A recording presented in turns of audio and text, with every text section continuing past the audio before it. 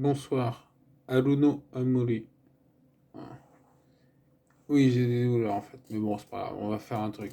C'est que là, j'étais en train de regarder des fables de La Fontaine, de lire des fables de La Fontaine, d'écouter, de regarder des vidéos YouTube, il y avait des lectures. Et là, en l'occurrence, c'est le loup et le chien. Alors, le loup et le chien, après, je ferai le méta-analyse à la fin, mais le thème, ça va être ça va être la fable, bien sûr. Et ça va être. J'ai vu un commentaire qui comparait ça au pass sanitaire. Et au-delà, faire une réflexion sur l'Algérie, sur l'occupation et sur la post-occupation, quoi. Et voilà, je vais commenter tout ça. Et. Allez, bon, j'y vais. Excusez-moi si je lis pas toujours très bien. Alors, un loup n'avait que les os et la peau, tant les chiens faisaient bonne garde. Ce loup rencontre un dogue aussi puissant que beau, gras, poli, qui s'était fourvoyé par mégarde. L'attaquer, le mettre en quartier, sire loup lui fait volontiers, mais il fallait livrer bataille, et le matin était de taille à se défendre hardiment. Le loup donc l'aborde humblement, entre en propos et lui fait compliment sur son embonpoint qu'il admire.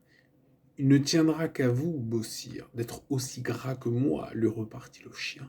Quittez les bois, vous ferez bien, vos paris sont misérables, cancres, airs et pauvres diables, dont la condition est de mourir de faim, car quoi, rien d'assuré, point de franche lipée, tout à la pointe de l'épée. Suivez-moi, vous aurez un bien meilleur destin. Le loup reprit. Que me faudra-t-il faire? Presque rien, dit le chien. Donner la chasse aux gens, portant bâton et mendiant. Flatter ceux du logis à son maître complaire. Moyennant quoi votre salaire sera force relief de toutes les façons, os de poulet, os de pigeon, sans parler de maintes caresses. Le loup déjà se forge une félicité qui le fait pleurer de tendresse. Chemin faisant, il vit le col du chien pelé. Qu'est-ce là? Lui dit-il. Rien. Quoi, rien? Peu de choses. Mais encore, le collier dont je suis attaché, de ce que vous voyez est peut-être la cause. Attaché, dit le loup. Vous ne courez donc pas où vous voulez? Pas toujours, mais qu'importe. Il importe si bien que de tous vos repas, je ne veux en aucune sorte, et ne voudrais pas, même à ce prix, un trésor. Cela dit, maître loup s'enfuit et court encore. Voilà. Excusez-moi, j'ai un peu mal, mais bon, ça va. Donc, donc cette fable excellente, hein. Voilà, excellente fable. Donc, les fables sont bien, donc n'hésitez pas à les écouter sur YouTube si vous voulez pas les lire. Donc, euh, c'est intéressant parce que c'est vraiment ça, c'est le thème, c'est le loup, le chien, la liberté, quitte à avoir un peu moins de confort, quoi. Tu vois, c'est le pouvoir d'achat en fait le thème, tu vois, vu que le pouvoir d'achat c'est revenu comme étant le thème principal des Français, c'est un peu ça, quoi. C'est le pouvoir d'achat certes, mais à un prix, quoi. Et c'est vrai que c'est intéressant parce que j'avais vu sur la vidéo, je mettrai le lien de cette vidéo YouTube sur la lecture excellente qui est faite de cette fable. Et il y avait un commentaire qui comparait ça en parlant de la fable du pass sanitaire. Et c'est vrai que c'est la fable du pass sanitaire. C'est vrai. Et tu vois, sans insulter qui que ce soit, hein, le chien, le loup, ça doit être quoi? Canis lupus et Canis domesticus, je sais pas. Est-ce que on est, voilà, je veux dire au-delà de ça, c'est tu vois, tu concèdes une liberté. Après, les gens, s'ils n'ont pas envie d'être libres, ils n'ont pas envie d'être libres. Mais c'est vrai que c'est vraiment ça, quoi. En plus, le pass sanitaire et vaccinal pour aller au restaurant, donc c'est un peu comme le dog aussi puissant que beau, gras, poli, c'est un peu ça, hein.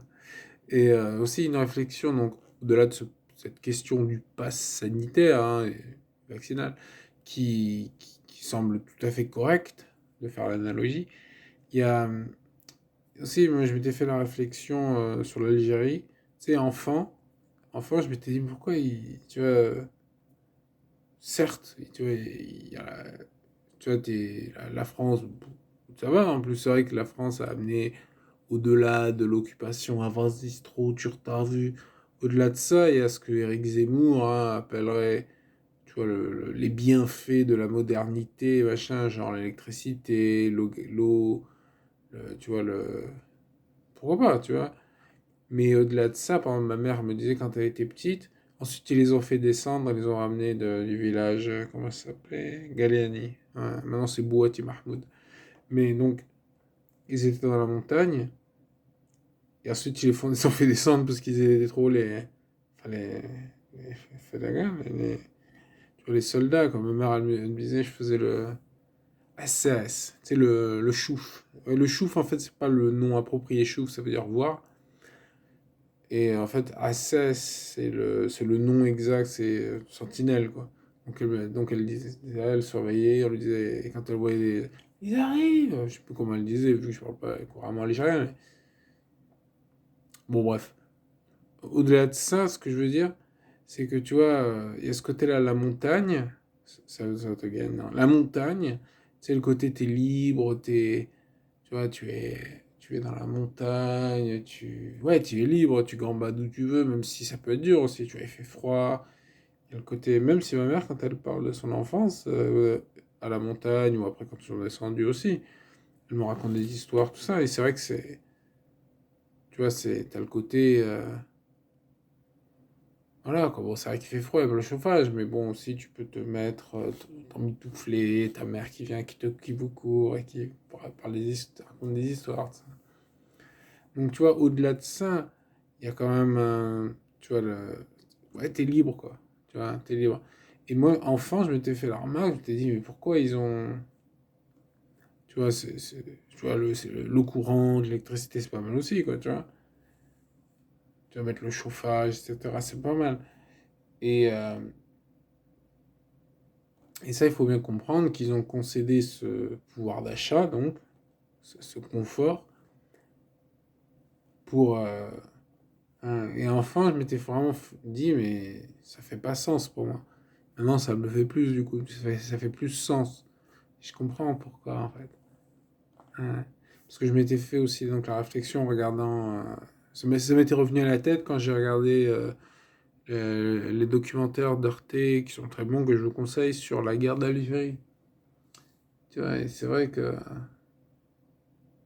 Tu vois, quand tu voyais la femme, c'était une sorte de, ouais, de soldat, quoi. Elle avait combattu aux côtés d'hommes, tout ça, et elle était, tu vois, elle racontait toujours pareil, ça pouvait être dur, quoi. C'est la guerre, le côté un peu maquisard, quoi. Prendre le maquis. Hein, hein. Ben là, du coup, pareil, hein, les nazis, finalement, non, mais je rigole. C'est pas ça. Mais je veux dire, c'est toujours pareil, c'est concéder des libertés pour avoir plus de confort, ce qui est vrai, et avoir plus de liberté, ce qui est vrai aussi. Hein. Et ça fait sens. Ouais. Quand tu comprends un peu, je comprends un peu mieux du coup ce que l'Algérie, les Algériens avaient fait.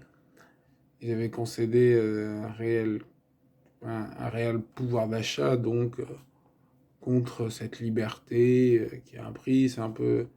Ouais, c'est le loup qui s'est coincé la patte, qui songe la patte et qui s'enfuit, mais bon, il n'a plus que trois pattes. Tu vois, c'est ça, c'est instinctif à ce niveau-là. Hein. Hein. Voilà, voilà. Bon, ben, en tout cas, je vous conseille de lire des fables de La Fontaine, et notamment celle-ci, hein, qui est très bien. Voilà, bah écoutez, hein, n'hésitez pas à balancer des commentaires. Allez, ciao les gars, à plus.